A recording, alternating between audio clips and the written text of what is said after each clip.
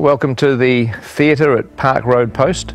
This is our post-production facility in Wellington, and this is where we're spending a huge amount of time at the moment just working on getting The Hobbit finished. It's due to be completed literally 2 days before the premiere, hopefully. So we'll give you a look at where we're at with post-production. You're going to see a lot of sleep-deprived people in this blog. Everyone's working around the clock to get the film finished. So everything begins at editorial. So here's the bunker, editorial. I am Dan Best. I'm the first assistant editor on The Hobbit. So next door to us is the cutting room. Jabez and Peter are in there busy cutting film 2 at the moment. We were shooting this with 150 people on the set, and then here we are sitting here, and it just comes down to Jabez and I, 2 of us.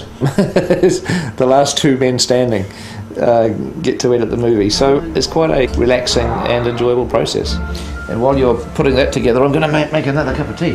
When Jabez has something very simple to do that doesn't need me around, I get the cups and go make a cup of tea and come back and it's all done. Very good. Hey, welcome to Previs. Come on in. Christian's just down this way. We're sort of the front-end creative team that Pete uses to design a lot of his shots. We are animating the camera and the characters around to form what's kind of like 3D storyboards, almost at a video game level. Typically you do your previs before your shoot. Obviously they finish principal photography and we're still prevising a few shots.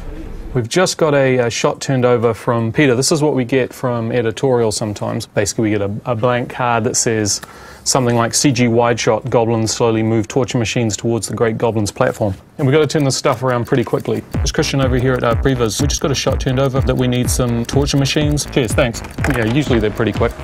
Here we go. We have from Weta Workshop some torture machine designs. We need to get these modelled pretty quick, guys. It'll only be a minute or 2. Yeah, a minute. Jerry, what are you doing? I'm making a 3D extravaganza. Yeah. It wouldn't be a good shot if it didn't have sound effects though. The model's coming through yet? Yep, here it is. Jerry, can we get textures on that? Oh yeah, sure, no problem. Already on it. Already on it? Awesome. Almost done. So the thing is, you know, I've got to turn the stuff around pretty quickly because, you know, the film delivers in like 8 weeks. What do you do there? I just stare at code all day. So Iggy, you got your torture machines, how's the shot going? Yeah, sorry it took so long, but I think this is gonna work.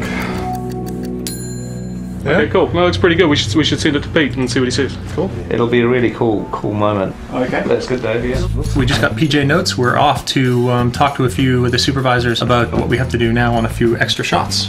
This is the original building that we had on Lord of the Rings.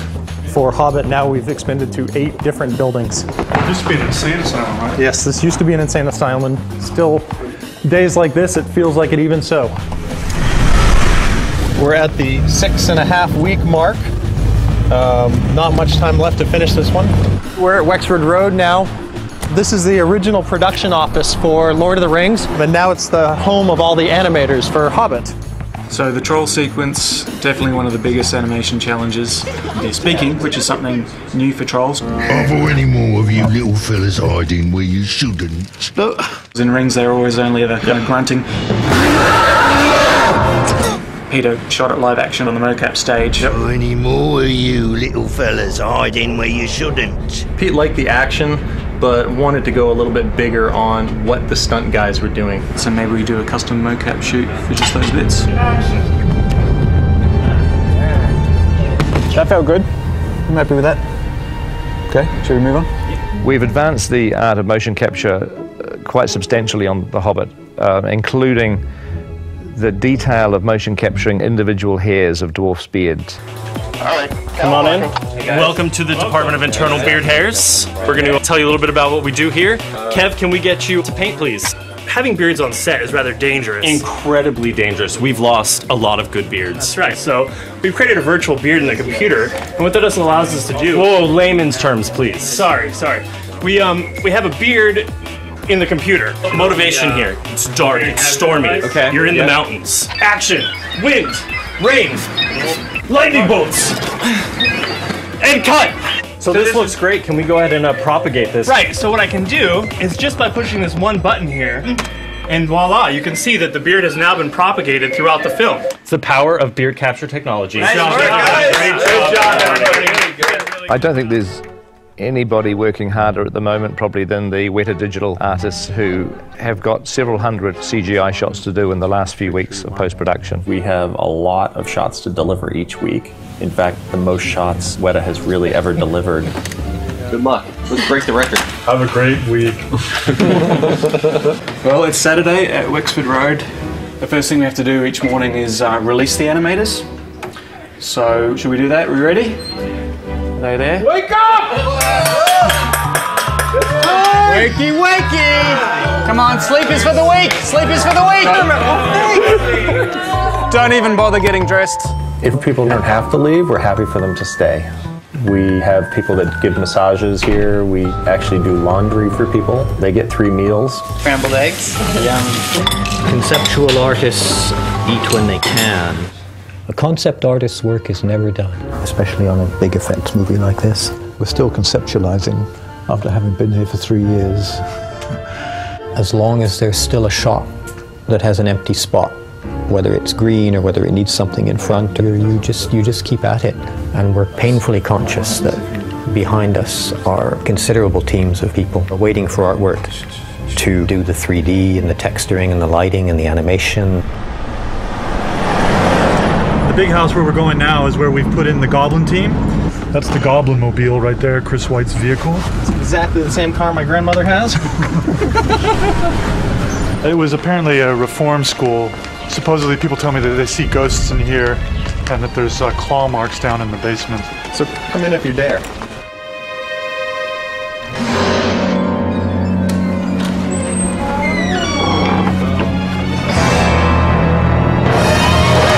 So what Peter was looking for was to create this whole world underground. So we're creating this goblin town with all these different structures and light and walkways and fires. And so this is some of the work in progress. A lot of what we're doing on this guy is beauty lighting, because we got to really highlight all of his warts and all that good stuff. He's quite hideous, but he has to look beautiful at the same time. Here at Park Road Post-Production, just down the corridor, we've got Andrew Lesney, our DP, doing the colour timing of the film. Hi, welcome to the DI. Yesterday we made chicken laksa, and today we're going to cook up a pad thai. DI is short for digital intermediate. This is part of a process which is called the colour grading. It is like Photoshop for motion pictures. This is the exterior of Bag End. We filmed this shot in Matamata. We didn't have the most ideal weather on the day, but the landscape is still very beautiful, so we actually are just working the original material on this one. Essentially what we do is we start with the raw plate, and then we're building up basically a layered grade, and the result is what you see there.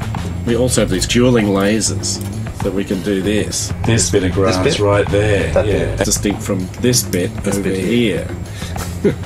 We've got these lights up for the blog, but traditionally we work in a much darker environment, and we actually work in an environment that's, in fact, even darker than this, but mimics a cinema.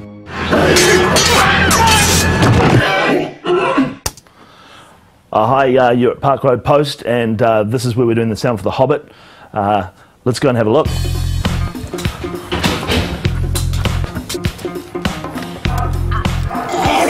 We start the day with a dance. That's the first thing we do in sound. And we hand it on. Chris, take the floor. We do fader dance. Fader dance, yeah. You can see Dave's cut 16 layers of sounds for this goblin.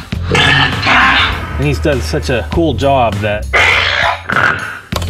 see what else I can do to it, which is fun and challenging. I think a lot of people don't understand about how a film gets made, and that how many people it actually takes to piece a soundtrack together. We have dialogue, elves, we have music, and in sound effects alone, we break into several categories: standard sound effects, swords, body falls, doors, things like that. We have ambiences, which is like some wind. We have some crowd sounds, things like that. What we're doing here today is just put out little friends and family and all the other departments call to come down and be panicked villagers for Dale, for when it gets desolated by smog. That's how we rock it in Soundpost here. Fun. And here, Matt's cutting the crowds and all that sort of stuff. We're on our way. Feels like a scene from The Shining down this hallway. I really wish I had a tricycle. Foley. Oh, they've got the best sounding door. Foley's a specific part of the soundtrack which relates to humans. Anything associated with what they touch and how they move is recorded by these guys. Get to bash stuff, break stuff, drag it, stretch it, bend it. What makes a great Foley track is often the interpretation of the sound rather than the literal sound itself. Goblin claws. It's just banjo picks. It makes it very awkward when you go to the toilet in the middle too.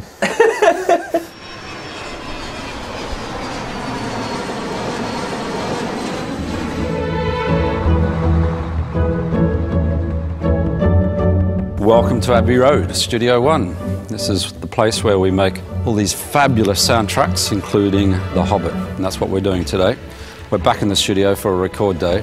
Full orchestra today. There'll be 93 people in their various sections.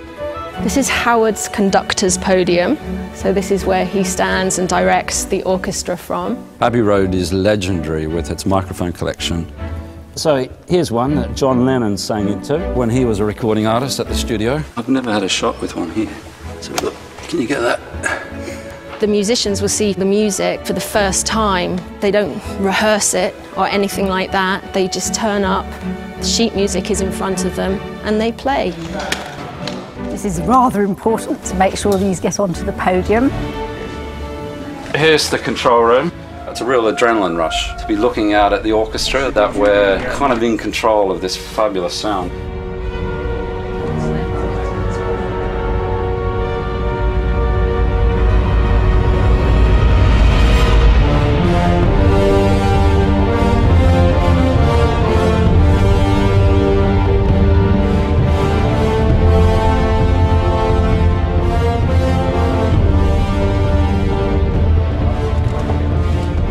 Great, we're happy with that. Let's take a break.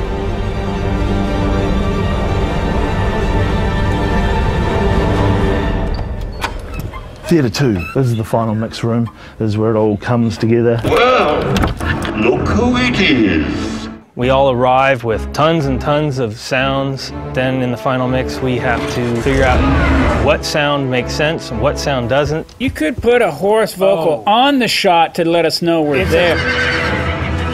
But at the end of the day, hopefully we've got clarity and we are telling the story. And I have to say, it's really fun. Got another 3 weeks and then and another couple films. So the journey's long from over. It's just really starting. So that's what's happening at the moment. The premiere is very, very close. But fortunately, people are staying calm. They're staying incredibly disciplined, focusing on their work. We are blessed to have such a sane, sensible team.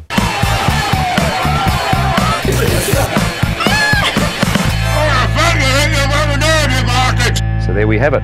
Gives you a taste of where we are at the moment, but we will catch up with you very, very soon and invite you to come along and have a look at our experience at the premieres.